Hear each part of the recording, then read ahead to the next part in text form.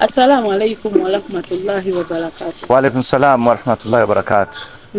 Mbaniriza bassebo ne bannyabo. Kamera kimwe mba ntunula banna.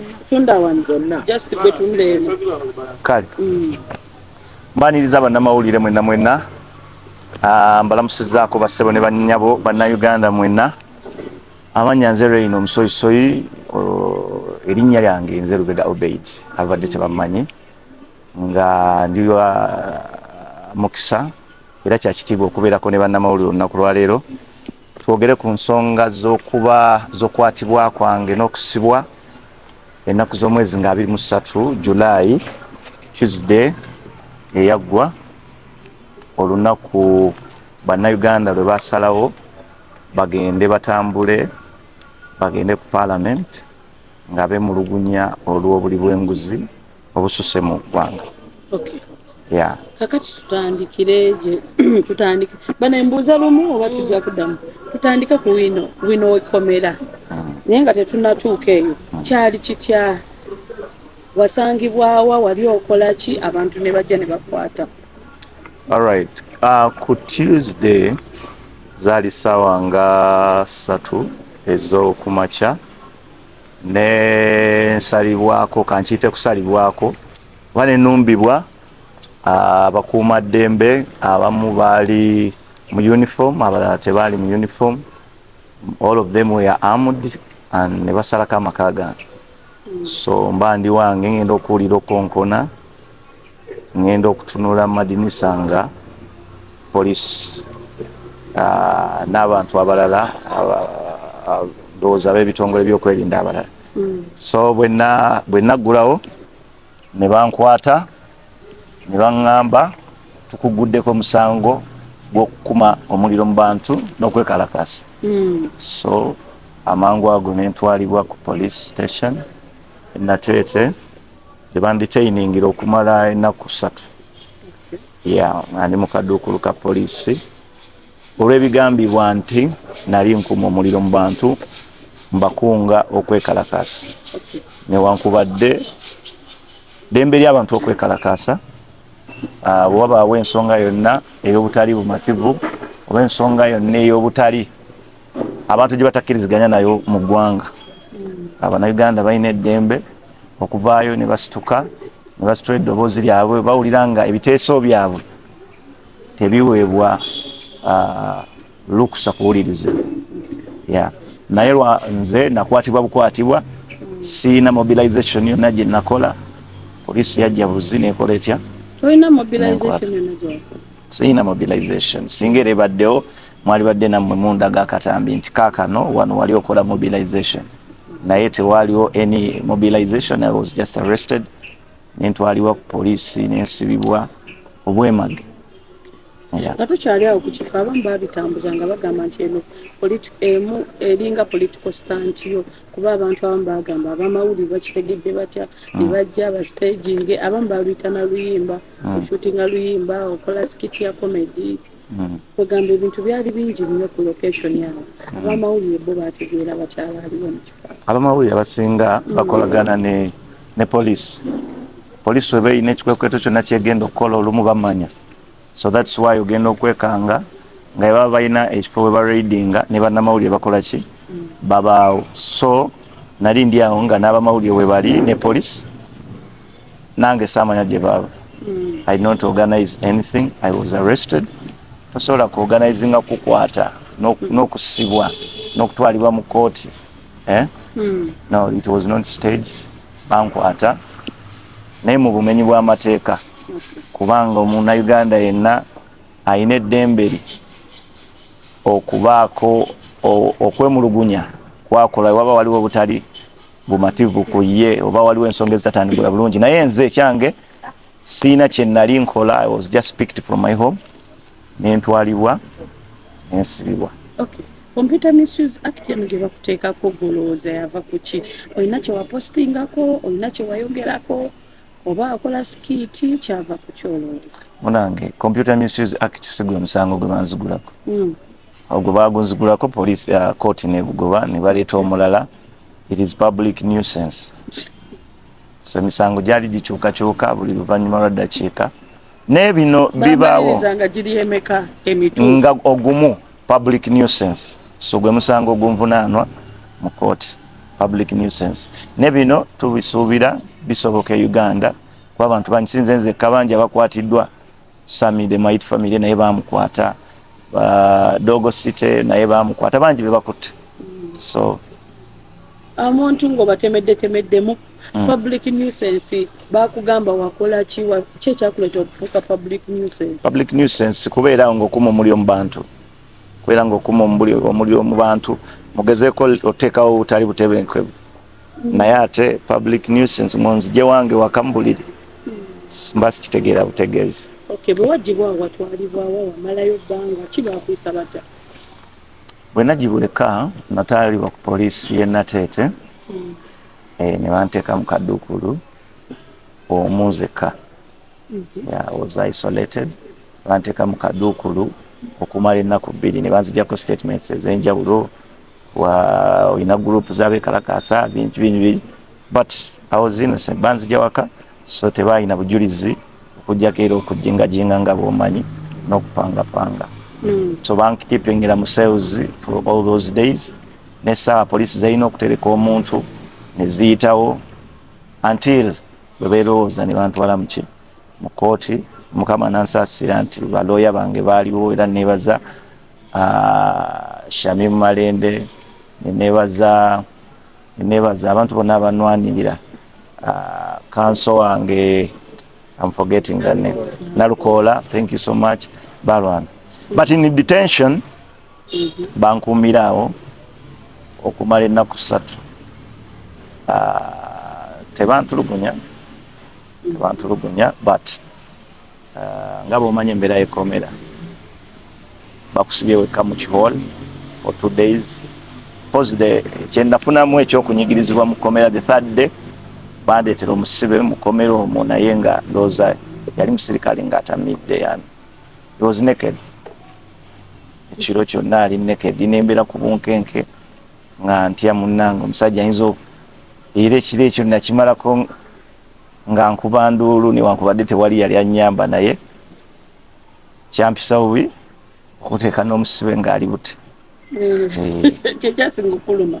Kunteeka n'omusibe ng'ali bwereere, tomanyi kyekitegeeza, kikubeera ku bunkeeke ekiro kiramba nga weekuniza bw'otyo ga anytime.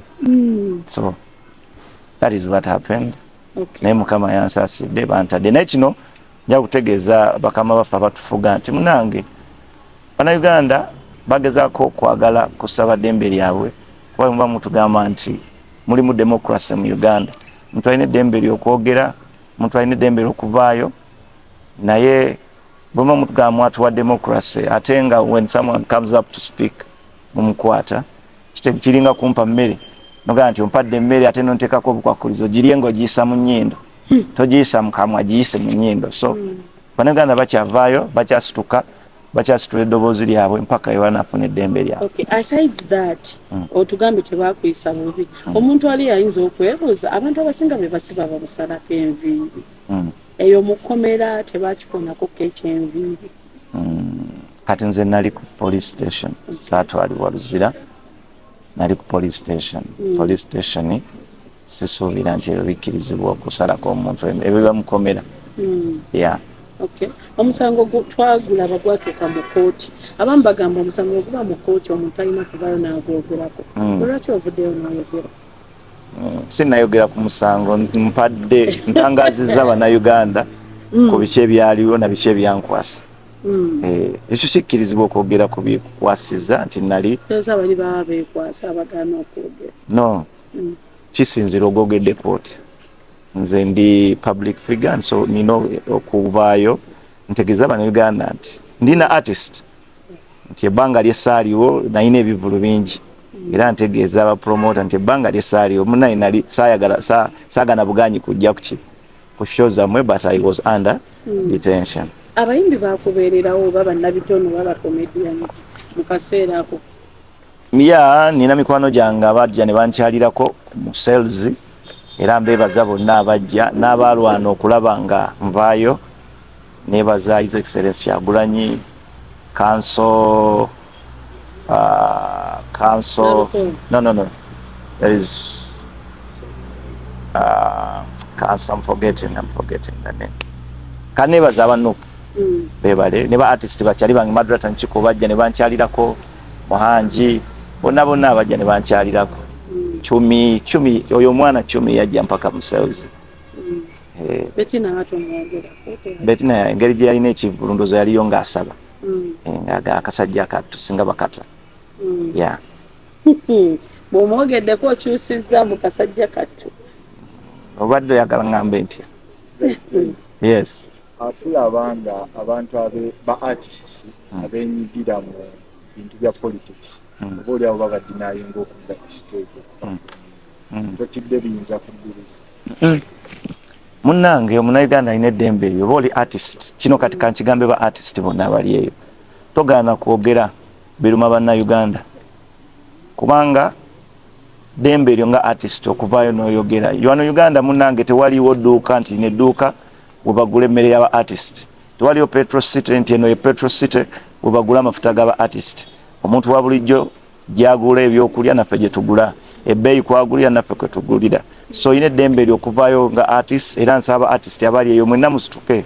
mwogere mugatte eddoboozi kati nga ffe abasanyusa tosobola kusanyusa abantu banakuwavu okitegeera Bannayuganda balina ennaku nnyingi balina ennaku ku mitima balina obusungu kati tosobola kusanyusa muntu alina busungu ku mutima saba artist mbasaba muveeyo mugatte eddoboozi ku bitagenda maaso bulungi mu ggwanga lino kuba mwenna mubiraba naye musirise ekiseera kijja kutuuka bakubuuza ebbanga lye waliwo nga artist you a celebrity nga gwaliko wagatta ki ku etofaali kuki kukulwanirira eddembe lya Munnayuganda so kino baartist temutya nti bajja kutugaana obajja tugaana okuyimba bajja tugaana okukola batya oyina eddembe eryo nga artist you a Ugandan okay oli stakeholder wa ggwanga lino kitegeeza ovunaanyizibwa ebitundu 99 100 ku bigenda maaso mu ggwanga kati kooti yasalawo ki omusango guddamu gy'owulira abantu baagala ngenda kuddayo nga 27 mu kooti next month okuddamu owulira omusango bwe wali ne pasita Bugembe luli nga mwogeramu yakugamba nti bannange muve mu bintu by'okwekalaka seebyo oba okulwanirira eddembe nga mwewe mukiyita musigale mu kalya zammwe kuba ziraba nti nnungi n'omugamba n'omusuubiza nti era tokiriiko oli mu kalya zo gwe gyoziko pasita Bugembe abantu bonna buli Munnayuganda nga tuvudde mu kwekweka buli mwe akimanyi nti eggwanga teritambula bulungi malwaliro temuli malagala kati ebyo byafuuka luyimba enguudo mbi obuli bw'enguzi omuntu alya kumpi ssente za district namba kati buli muntu akimanyi nti eggwanga teritambula bulungi n'abantu buli omu ku sekita waali bapasita baani abalina eddoboozi just beebuzaabuza befuula abatabiraba batya okuvaayo okwogera okitegeera naye njagala okutegeeza Abannayuganda nti eryato kasita lijjamu ekituli bwe mulaba omulalu mu lyato nga mutambula nga ateeka ekituli mu lyato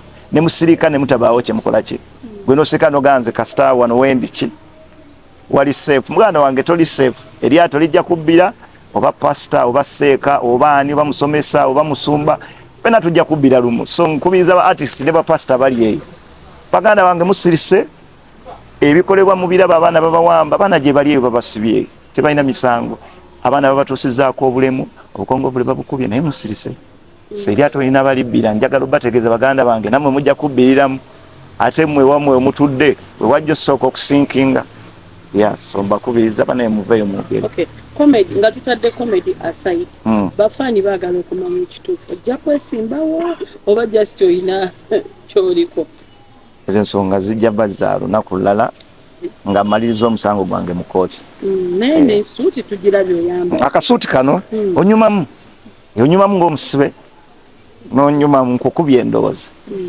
awo nini twawirako nga wali mukomereyo poliisi babakuumidde ennaku zebakuumirawo twafunako mu social media nga kireka bafunako akasimu okuva wa president wano Kyagulanyi Ssentamu owulira otya mu mbeera eyo ng'oyogerako n'omukulembeze era kyekajja mbongo mumaze okwogerako naye naguma bwe nafuna omukisa nenjogerako naye naguma omanyi muganda wange komera biralamu ku bino ebya bulijjo naye bw'ofuna omuntu akugumya oguma So ebbanga lyonna nze buli wempulira ku ddoboozi lye nguma.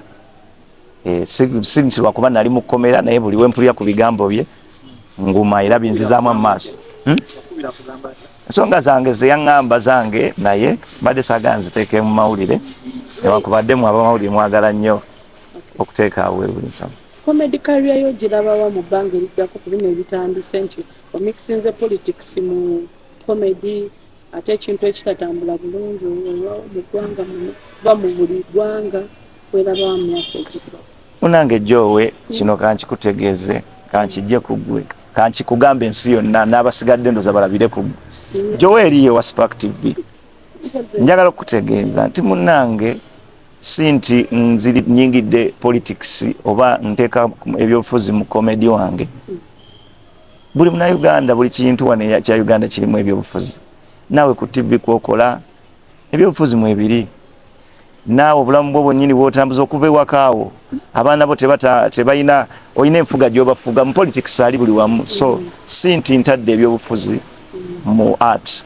Politics ali everywhere. Era togaana kubeerayo n'ogamba nze kino kijja kyenyigiramu siri munnabyabufuzi. Oli munnabyabufuzi munnange Jowe. Oli stakeholder wali neggwanga. Wabaawo ekitagenda mu maaso olina eddembe ly'okuvaayo nga Jowe eriya n'okola ki n'okyogerako. So tewali politics ali buli wamu.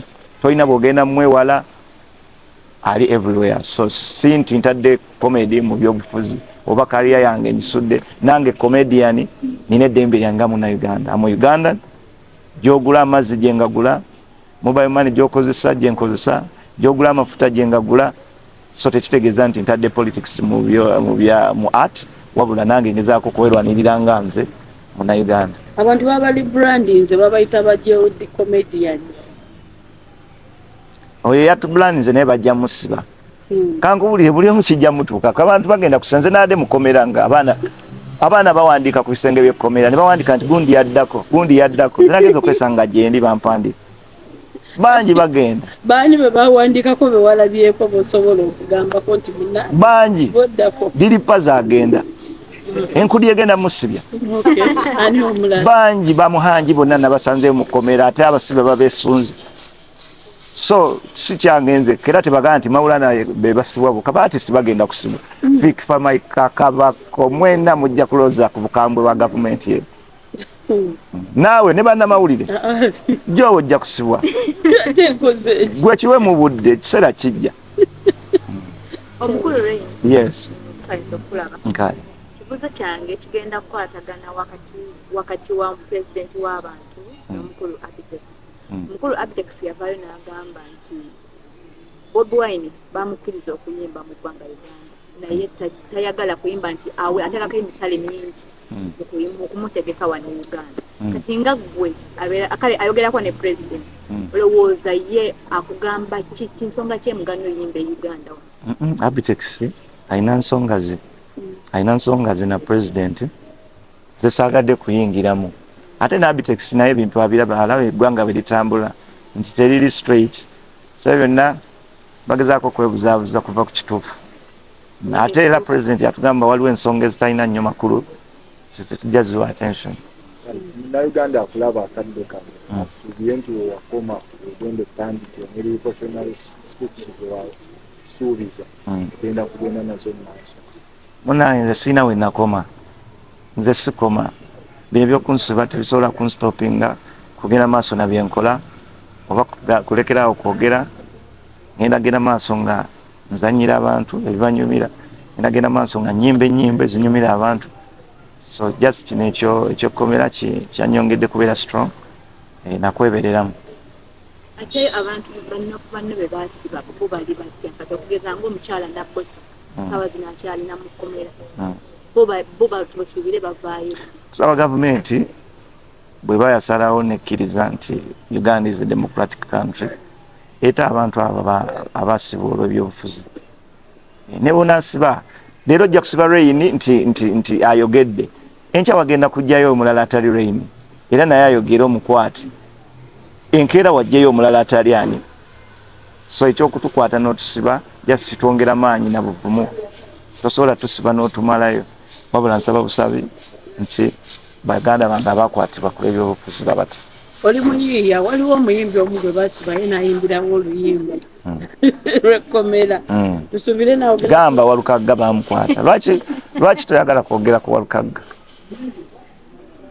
musiime kale genda maaso gyoweri mbuuziza nti lwaki ki mbuuza nti lwaki Walukagga bamukwata yayimbira lwaki Walukagga bamukwata ye nayimba akayimba tusuubire nawe genda tukola kati ngenda maaso ne 100 Skits of Revolution nakoma ku yakutaano ngenda kuteeyo 6 mpaka weziriggwayo tuzidde sijja kutya kino tekyakuletedde katengo kutyamu n'ogamba kintu kyonna kisobola okuntuukako jowe munnange Uganda gwerinda lwakuba tekirina kutuukako naye naye bajja kusiba buli muntu bajja musiba buli muntu bajja loza ku kampu nze mbabuulira mwali musekerera wako nani ne buli muntu bajja musiba tweyanziza nnyo tweyanze nvumirirwa ekikola ky'okukwata zaake ne bamusalako enviiri nga bamusalisaako makansi n'abantu